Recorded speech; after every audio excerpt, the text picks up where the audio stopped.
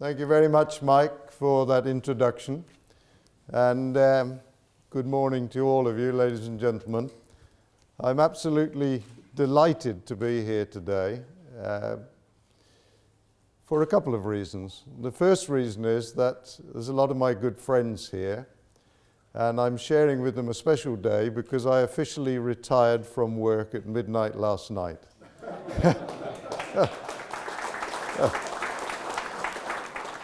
So I'm a free man today, which is a very nice feeling. And I had a really funny turn last night where I went to the venue for the dinner because I had a flashback to 1969 when I was a young boy trying to lug my trunk. Do you remember trunks? Full of my stuff up the gangplank of the Kinnaird Castle, just across the way from where we had the dinner last night. And I felt what little hair I've got left on the back of my head standing up as I came down there. What a different world it is today from what it was then.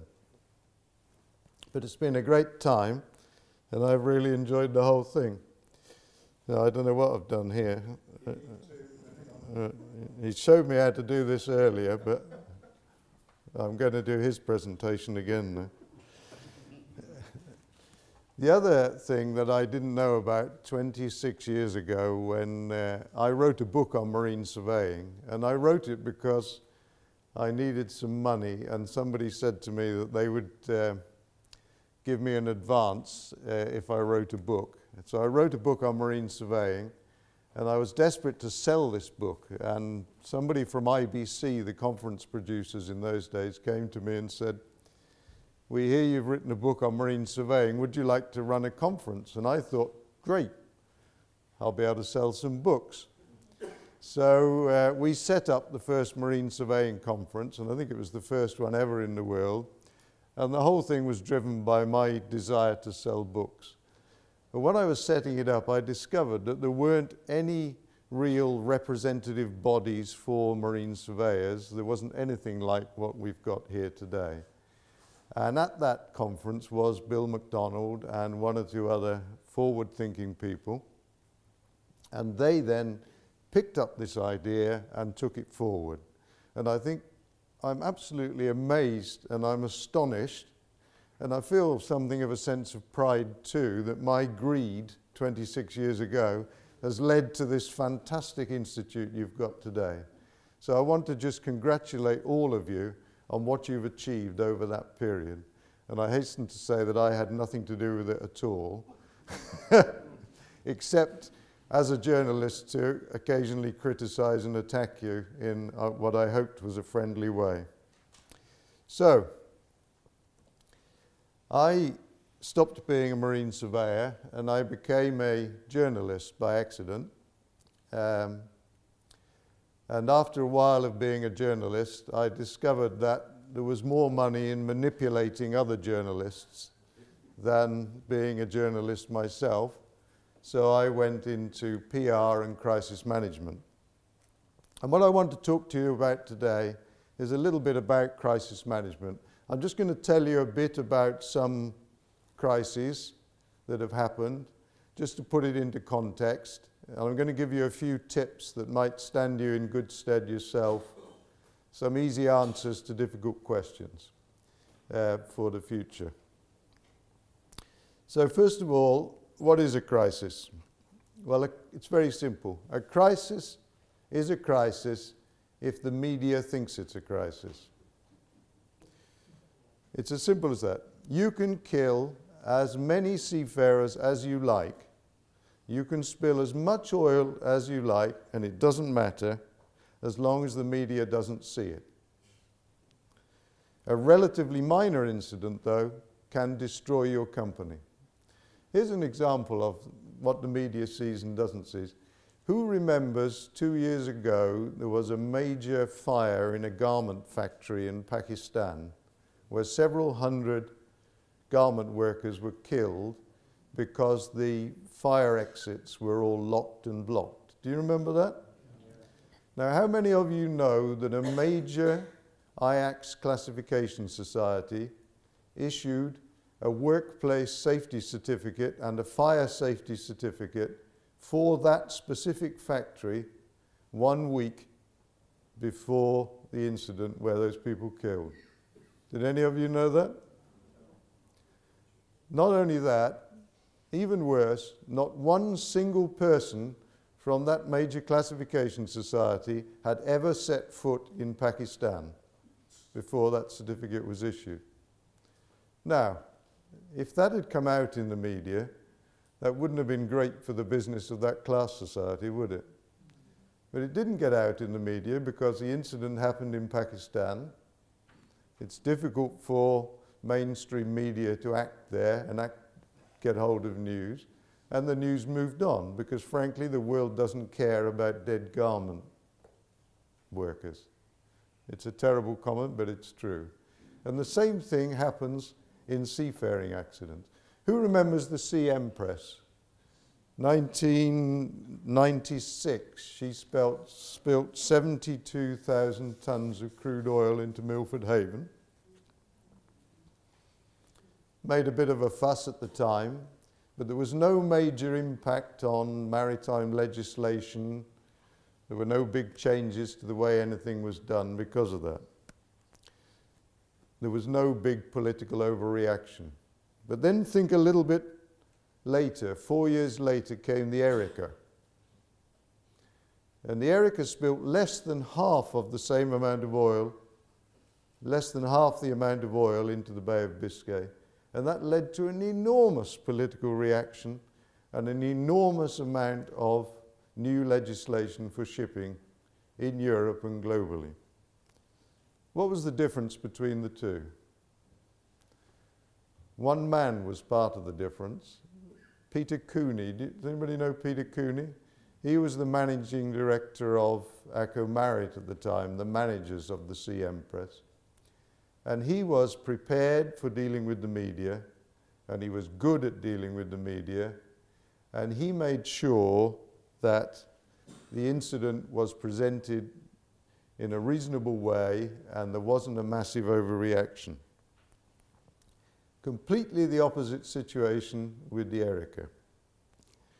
The owners and the managers of the Erika hid, and the CEO of the class society, which was Rena, did everything he could did all the wrong things, and he chose, it almost seems as if he was doing it systematically, to do everything wrong to create the biggest media mess possible.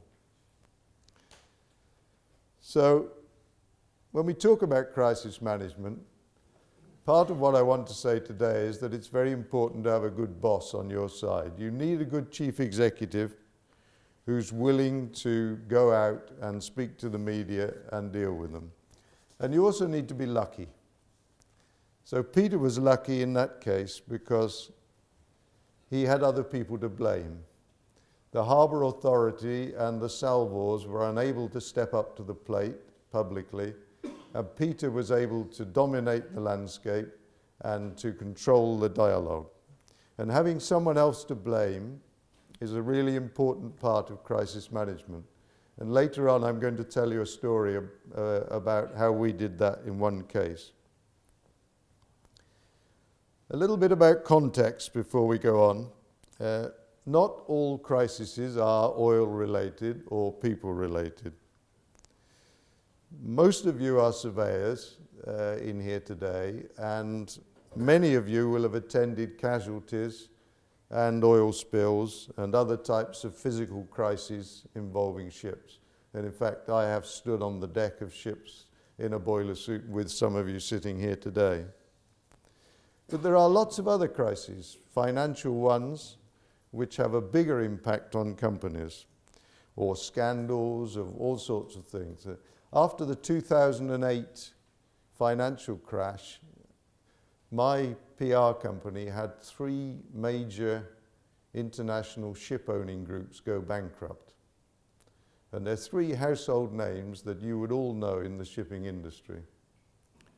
One of them chose to go through the American courts with Chapter 11, with the consequence that everything they did was spread all over the media. that family are now working for salaries for other people. The other two, and I won't tell you who they are, managed to go bankrupt behind the scenes, and we used all the dark arts in the world to keep the whole story out of the press. And today, despite the fact that a lot of people lost a lot of money with them, those two ship owners are back in business and running large fleets. So it's not what you do, it's how visible what you do is that really matters. And I would say to you that the bits of the crisis that you see, the bent ships, the damaged cargoes, the oiled beaches, the wrecks, the seagulls, the dead seafarers, none of these are in fact a real crisis. These are really simple problems that can all be solved by sensible people like you. In fact, I would go further to say these are all business opportunities, because if people didn't have accidents, most of us in this room would have to get an honest job. These are really insured incidents, and they don't threaten the existence of companies as such. The real crisis is the media hysteria which hits the company if the incident makes the news in the wrong way.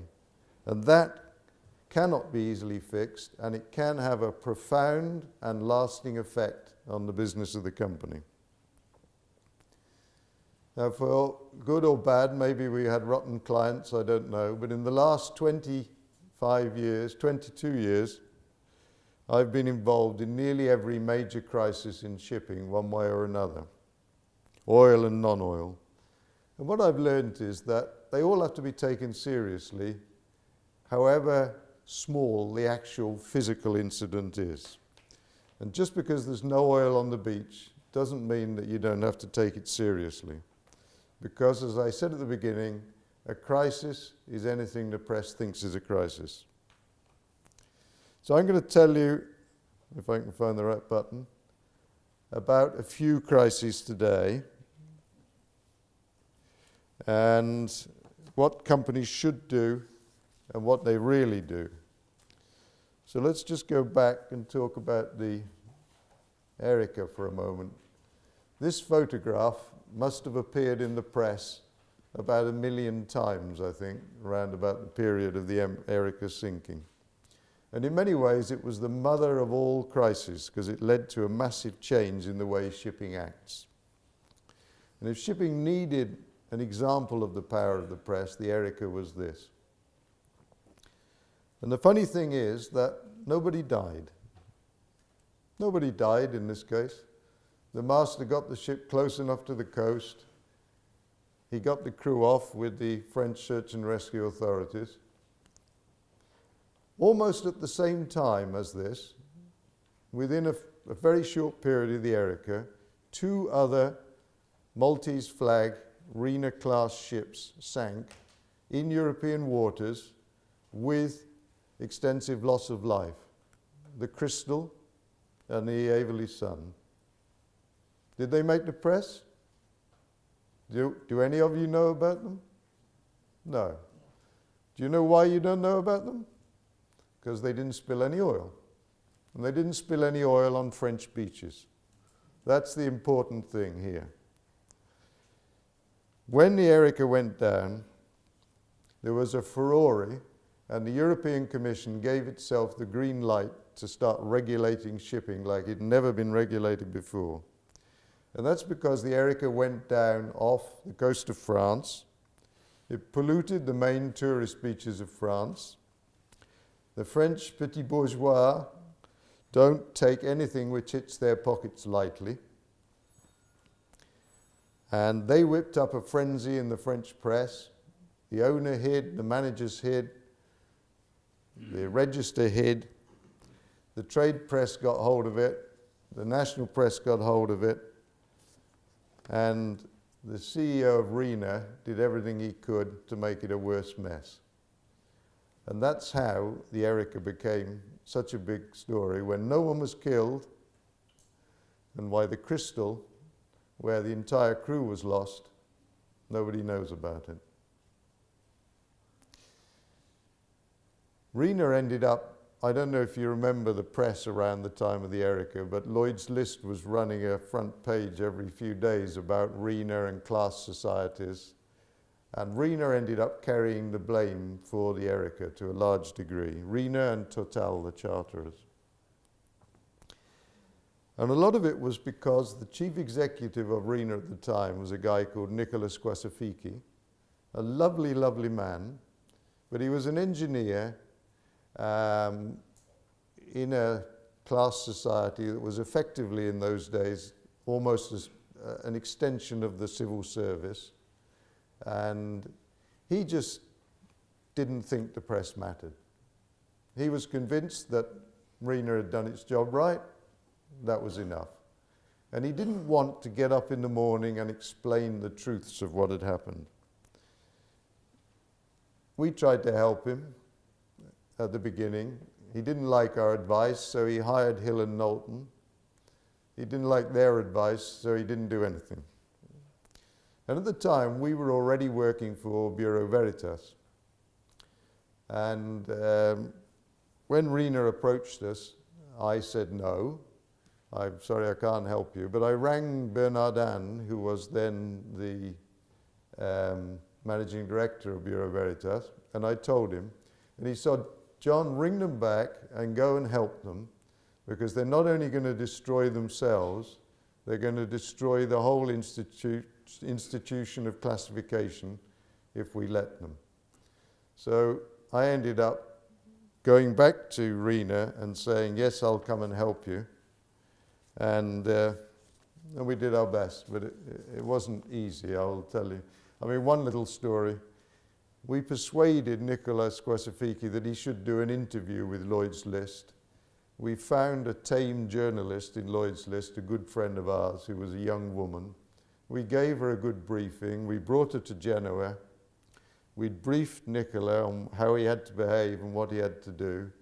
And we walked into his office, and the very first thing we saw was his screensaver, which was 4 naked women.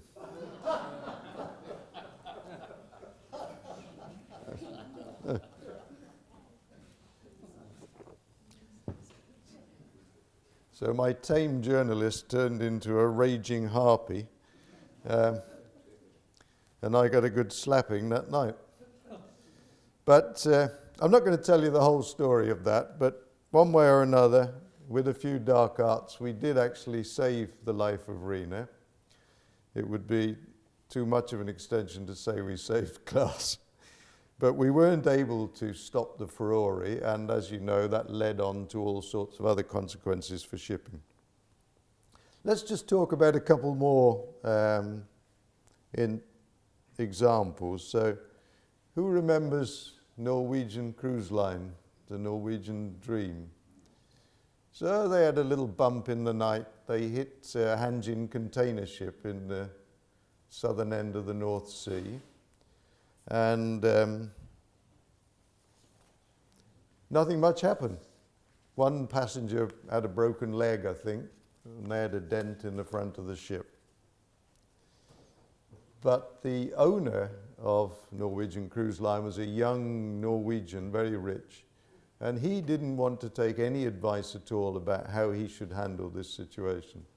And as a consequence, the media furore that followed this led to their bookings falling off the planet, their share price falling through the floor, and they became a takeover victim, and he lost his entire business.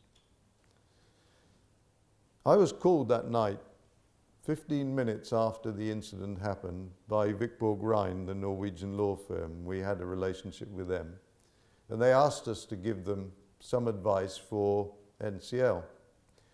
So I went to the office and I gave them a big list of do's and don'ts about the media to get them going. The owner said, I'm not listening to anything to do with that, and he put out his own little statement just to the Norwegian Stock Exchange saying nothing much happened, which was true. He then parked the ship in Dover for 5 days where every photographer in the United Kingdom could get at it, every television crew could get at it, and every aggrieved passenger could stand in front of that picture and complain about how their life had been ruined by this collision.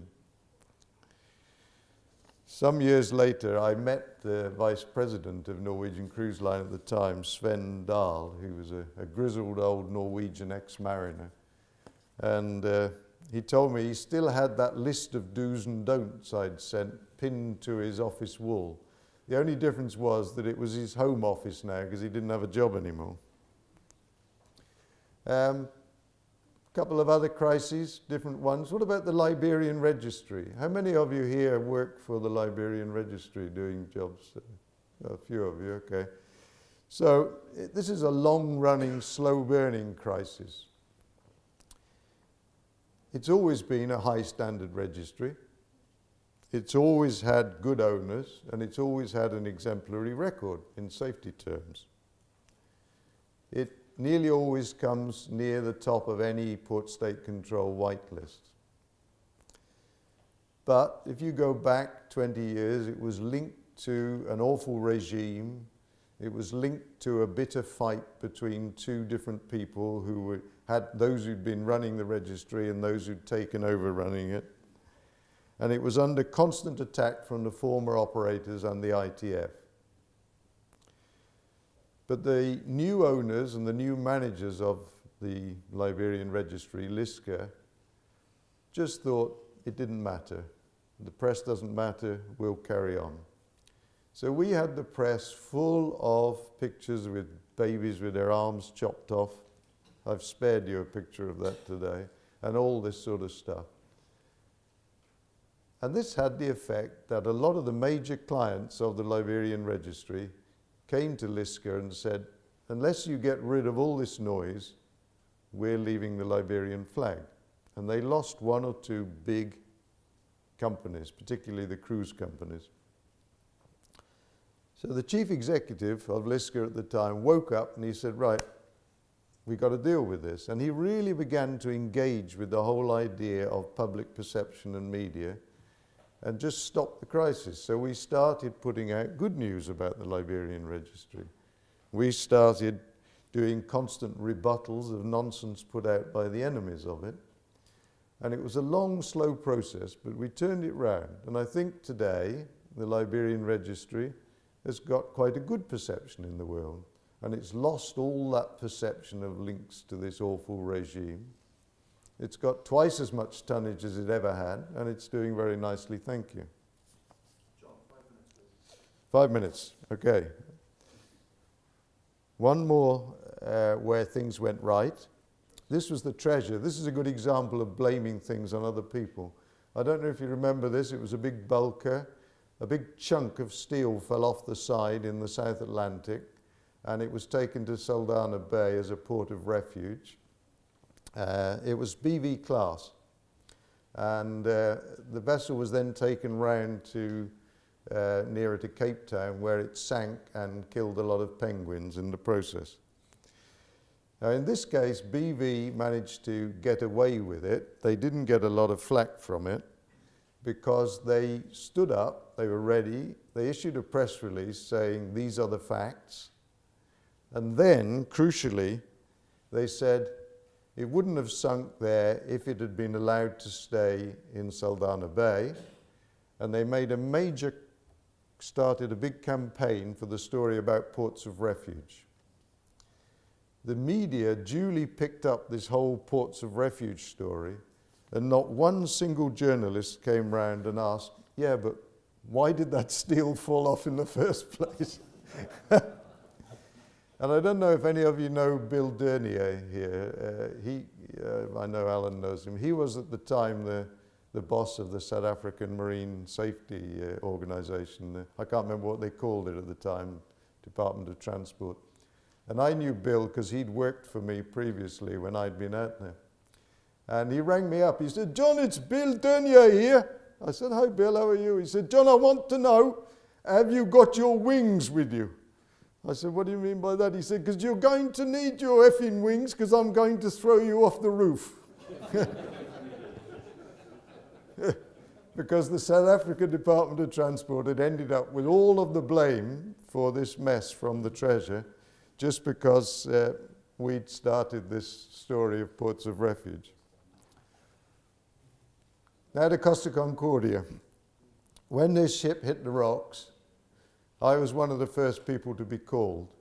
Rena knew within 5 minutes of the ship hitting the rocks that there was going to be a big furore about this.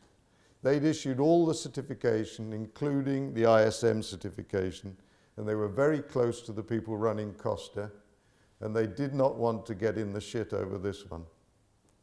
Now, fortunately for Rena, the boss of Costa was an idiot. He's gone now. He was an ex-accountant. He didn't care about operations. He didn't care about marine safety. He encouraged the captains to sail too close to the coast to show the ships off. But he was such an idiot that when he got into trouble, he didn't know he was being manipulated. And Rena managed to stay out of the picture this time by encouraging Costa to step forward and take the blame, or take the picture over, and Rena managed to stay out of it, except for one nasty moment when the politically appointed head of Rena was a chap called Enrico Cerni. It was nothing to do with Rena's operations at all, but the Italian government had put him in there. And he went along to a press conference given by Costa just to show Rena's face. He'd been told to keep his mouth shut, which he did during the press conference. Then he went outside and there was some journalists standing on the step having a fag. So he had a fag with them and he said, "That captain did something with that ship I wouldn't have done with my yacht." It was all over the Italian press. Rena says, Costa captain. He got fired and we had to do an awful lot of work behind the scenes to get Rena out of the papers again and stop it spreading internationally. But look at the consequence. Today, Rena has got massive contracts with Costa and with Carnival for hotspot analysis, safety auditing, and all sorts of other things. Much more business with the Carnival group than they had before. So they turned this crisis into an opportunity. So the Erika and the Norwegian Dream just show how not to handle the media and how not to handle a crisis. It's no use being right technically if you don't understand that you've got to get out there and move the public opinion and tell the press your truth. The press won't report the truth unless you give it to them. Your truth. Doesn't have to be the whole truth, just has to be your truth. You've also got to neutralize third parties. In the Erika case, do you remember Dagfinn Lunde was the boss of Intertanko at the time, and Georgette Lalis was the European Commissioner? They were two people that kept attacking shipping and attacking Rena in particular. And Rena could have done things to neutralize them, but it didn't. It's the same every time. If the initial target of the press doesn't show itself and defend its truths, then third parties will climb in and magnify what the press is saying badly. Now, I've given some notes on a training course on crisis management to Mike. I don't know if you're giving it out in the pack or... We can make them available. They're the notes that we used to give. We were Shell's accredited media crisis training company at one time. We trained half the tanker companies in the world. And there's some simple notes. You can have them for nothing. I'm not going to go through them now. But the essence of it is this. A crisis is a crisis if the media thinks it's a crisis. Penguins matter. Here's some penguins. Penguins matter. Seafarers don't matter. French hotel keepers matter. I haven't got a picture of any French hotel keepers. French hotel keepers matter more than seafarers. You need to organize. Hang on, I'm pressing the wrong button here. I'm not organized. After the penguins, and you need to be prepared. Dealing with the press is as much part of dealing with a crisis as the things that you guys do every day. So getting out on the deck of a ship, sorting it out, sorting out the mess, finding out what happened, reporting on it is crucial. It's just as crucial to manage the public perception of what happened, because that's what destroys businesses. You need a strong, confident CEO to speak out and set the agenda. You need to identify and neutralize third parties. And really, you need not to have your accidents in USA or Europe. Try and have your accidents in poor countries. It really works. The last thing I'd say is that we're all consultants here in one way or another. And you know the truth, that in many cases, the principals aren't really buying your expertise. What they're buying is peace of mind and cover for what they want to do. And we worked out right at the beginning that crisis management was really simple. You've got to protect the people, the technical people who are sorting out the mess. You've got to keep the press informed and on your side. You've got to stiffen the backbone of the company's management. You've got to stay calm and then plan a campaign for after the event. You've got to get people to understand that today's bad news wraps tomorrow's fish and chips. It's not such a big deal if you get it right. You can buy that advice all over the place. What we realized was that people were coming back to us because what the clients really wanted was confidence and reassurance. So just by being calm,